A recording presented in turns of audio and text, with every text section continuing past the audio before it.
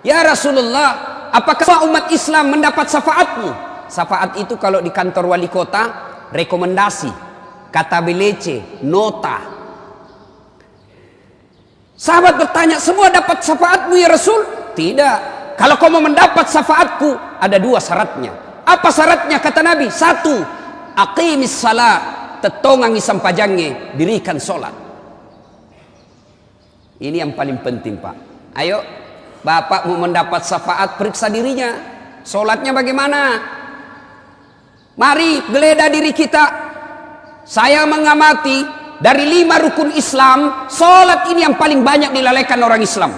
Puasa, Pak, biar tukang judi ikut puasa Ramadan. Pemabuk ikut juga puasa Ramadan. Zakat dia bayar zakatnya. Bahkan kadangkala dia pergi haji, tapi sholatnya yang dianggap remeh. Demi Allah, Bapak tidak haji, tetap dianggap Islam. Bapak tidak puasa Ramadan, tetap dianggap Islam. Tidak bayar zakat, tetap dianggap Islam. Tapi ketika tidak mendirikan sholat, demi Allah, kafir di hadapan Allah. Kafir. Buka Al-Quran, surah Al-Anfal, Al-Fat ayat 29, Allah jelaskan, Muhammad Rasulullah, walladzina ma'ahu asidda walal kuffar, ruhama'u bainahum, tarahum rukka'an sujjada. Tanda umat Muhammad itu, kalau dia mengaku Islam, rukka'an sujjada, kamu lihat mereka ruku dan sujud sholat 5 waktu. Bapak tidak puasa 5 tahun berturut-turut, tidak puasa, taubat hari ini, besok dia bayar puasanya yang lepas, tidak ada lagi kalanya. Tidak bayar zakat 5 tahun berturut-turut, taubat hari ini, besok dia bayar semua zakatnya, selesai utang zakatnya.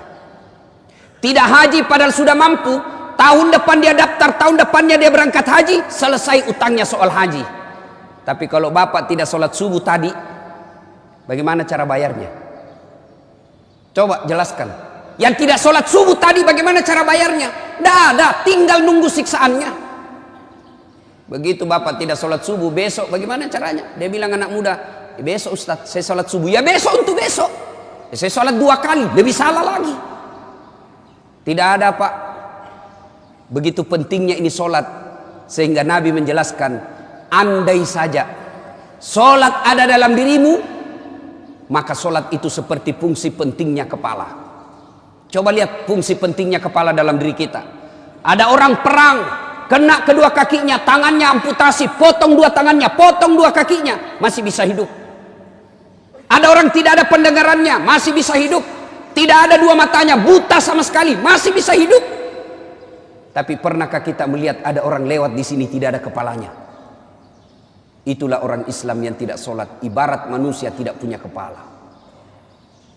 Gimana Allah mau kasih, Nabi mau kasih kita syafaat? Jangankan 5 waktu, sholat Jumat saja terlambat. Ini saya masuk di sini setengah, sudah mulai azan masih setengah. Yang setengah ke belakang, yang terlambat, dengar baik-baik. Bapak sah sholat Jumatnya, cuma sudah tidak terdaftar di absennya malaikat. Sah sholat Jumatnya, tapi sudah tidak tercatat di buku hadirnya malaikat. Begitu hatib naik baca khutbah, assalamualaikum, buku malaikat tutup, lapor yang terlambat datang tidak ada dalam namanya. Itu ciri-cirinya, coba lihat, tandai mukanya mereka, Pak. Mereka itu paling terlambat datang, paling cepat pulang. Assalamualaikum, salamku, lompat. Baru mau masuk sorga, nenekmu punya sorga. Cuma sholat Jumat andalannya sekali sepekan, itu pun terlambat, paling cepat pulang. Gimana kita nanti berhadapan dengan Allah? Auzubillah min dzalik. Kita berdoa kepada Allah. Ya Allah, berikan saya kebahagiaan. Ya Allah, berikan saya kemuliaan. Ya Allah, sukseskan usahaku. Ya Allah, perbaiki rumah tanggaku. Allah jawab permohonan kita. Hayya 'alas shalah, sini saya kasih kau kemohonanmu. Hayya 'alal falah, sini saya kasih kau kemenanganmu. Apa yang kau mau, sini. Hayya 'alal falah artinya mari saya kasih kau kemenangan. Tapi apa jawaban kita? Tunggu, lagi meeting. Hebatnya tahu, Tuhannya suruh menunggu. Wali kota saja kalau panggil ajudan langsung lari ajudannya, Pak. Ajudan lari langsung, Pak. Siapa? Biar lagi tidur langsung bangun. Lalu kenapa ketika Allah yang memanggil kita, hayya 'alas shalah, kita tunggu lagi ada pembeli? Gimana Allah mau memperbaiki hidup kita? Sholat aja kita anggap remeh.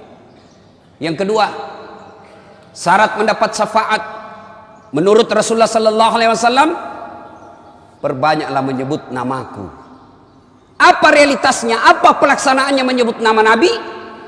Salawat kepada Rasulullah Muhammad sallallahu alaihi wasallam.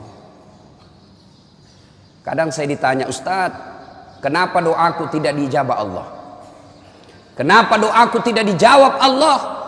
Salah satu sebabnya, siapa yang berdoa tidak diawali dan diakhiri dengan salawat, maka doanya tergantung antara langit dan bumi.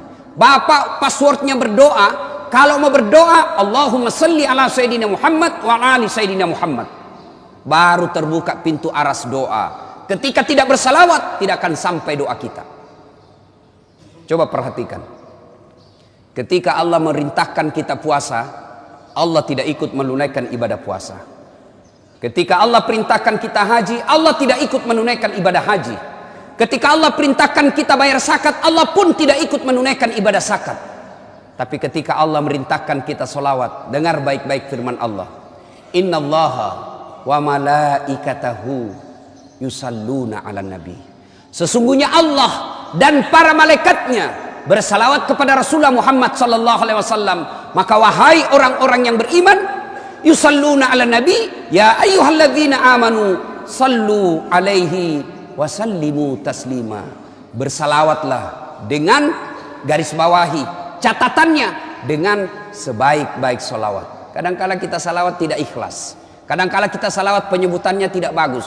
Muhammad SAW, apa artinya? Perbaiki salawat, karena itu bagian kecintaan kepada Nabi. Bapak saudara-saudara sekalian yang saya hormati, saya kasih contoh konkret kenapa doa tidak diijabah Allah. Kita bersahabat dua orang. Anggaplah saya dengan bapak bersahabat. Ada anak saya nakal betul. Bapak lagi sakit gigi, anak saya mukul, tak, ribut aja kerjanya. Begitu saya meninggal, datanglah anak saya minta pertolongan kepada bapak. Pak, om, tolonglah saya mau bayar uang sekolah tapi tidak ada duit, pinjam luang duitnya. Lalu bapak berpikir apa? Ini anak kurang ngajar, selama ini bikin pusing kita, tidak pernah kita dikasih tenang di komplek. Datang istrinya bapak, Pak, jangan kau lihat itu anak, jangan kau lihat itu sifatnya anak, ingat bapaknya. Siapa bapaknya? Baik itu bapaknya. Akhirnya apa? Anak ini ditolong bukan karena melihat kelakuan anaknya, tapi mengingat jasa-jasa bapaknya. Akhirnya apa? Dikabulkan keinginannya. Kalau Allah melihat dosa dan kesalahan kita, Pak, istri aja kita tipu, kita di kantor suka bohong, kita suka makan barang haram, sepertinya Allah tidak akan mendengarkan doa kita. Tapi doa sebelum kita lakukan, kita menyebut ya Nabi salam alaik, ya Rasul salam alaik, ya Habib salam alaik, salawatullah alaik. Akhirnya apa? Allah kabulkan doa kita, bukan karena melihat kita, tapi kita menyebut orang yang dicintai oleh Rasul, dicintai oleh Allah Subhanahu wa taala. Heran kalau ada orang Islam malas menyebut Nabi, padahal Nabi selalu mencintai kita sejak hidup sampai akhir hayat beliau. Masih ingat Bapak Ibu Saudara yang saya muliakan, ketika Nabi sakaratil maut, datang malaikat ingin mencabut nyawanya. Ya Muhammad, hari ini saya diperintah Allah untuk mencabut nyawamu, bagaimana menurutmu? Nabi menjawab, ya Jibril, saya tidak khawatir. Kalau hari ini saya harus dicabut nyawaku, tolong berikan saya berita gembira. Jibril menjawab, seluruh dosa-dosamu Muhammad sudah diampuni, seluruh malaikat sudah ngantri menunggu kamu, seluruh nabi dan rasul haram masuk surga sebelum engkau lebih dulu masuk ke dalam surga. Mendengar ini Nabi lalu menjawab, ya Jibril, saya tidak mencemaskan diriku, yang aku khawatirkan umatku. Bagaimana umatku sepeninggal saya nanti? Jibril lalu naik menghadap kepada Allah. Turun Jibril membawa berita, ya Muhammad, ada berita gembira dari Allah. Meskipun engkau sudah tidak di tengah-tengah umatmu, meskipun engkau sudah tidak di tengah-tengah umatmu, meskipun engkau tidak di tengah-tengah umatmu, selama umatmu masih berpegang kepada Quran dan Sunnah, aman umatmu. Nabi lalu berkata, silakan eksekusi, cabut nyawaku. Mulailah dicabut nyawanya Rasulullah, meninggalkan telapak kaki, meninggalkan betis, naik ke perut, sampai ke dada, sampai ke kerongkongan. Di bibir beliau, apakah beliau ketika mau keluar nyawanya Siapa yang disebut? Apa beliau sebut Khadijah? Apa beliau istri Aisyah? Apa beliau sebut cucunya Hasan Husain? Tidak. Siapa yang disebut? Ummati, ummati, ummati. Umat kita yang disebut Nabi. Dan di akhirat kelak dijelaskan oleh Rasulullah, ketika hari kebangkitan, manusia pertama dibangkitkan Allah di hari kebangkitan, Rasulullah Muhammad sallallahu alaihi wasallam. Naik jenazah beliau. Seolah-olah bangun dari tidur dia gosok matanya. Lalu dia buka, dan begitu dia buka ada Jibril di depannya. Lalu Nabi bertanya, "Ya Jibril, hari apa ini Jibril?" Jibril menjawab, "Ini hari kebangkitan seperti yang dijanjikan Allah kepadamu." Lalu Nabi menjelaskan, kalau ini hari kebangkitan, siapa yang dicari Nabi? Apa beliau cari bapaknya yang tidak pernah dilihat? Apa beliau cari ibunya yang cuma 4 tahun bersamanya? Apa beliau cari cucunya Hasan Husain yang sangat disayang? Tidak. Siapa yang dicari Nabi? Jibril, kalau ini hari kebangkitan, aina ummati? Mana umatku? Mana umatku? Begitu cintanya Nabi kepada kita. Lalu apa balasan kita kepada Nabi? Kadangkala kita injak-injak sunnah Nabi. Kadangkala kita bersalawat pun kepada Nabi kita sangat pelit. Sehingga pantas ketika Nabi jelaskan, sepelit-pelit umatku di antara kalian adalah yang ketika dia dengar namaku, dia tidak mau dan enggan bersalawat kepadaku. Ya ayyuhalladzina amanu sallu alaihi wa sallimu taslima. Semoga ada manfaat.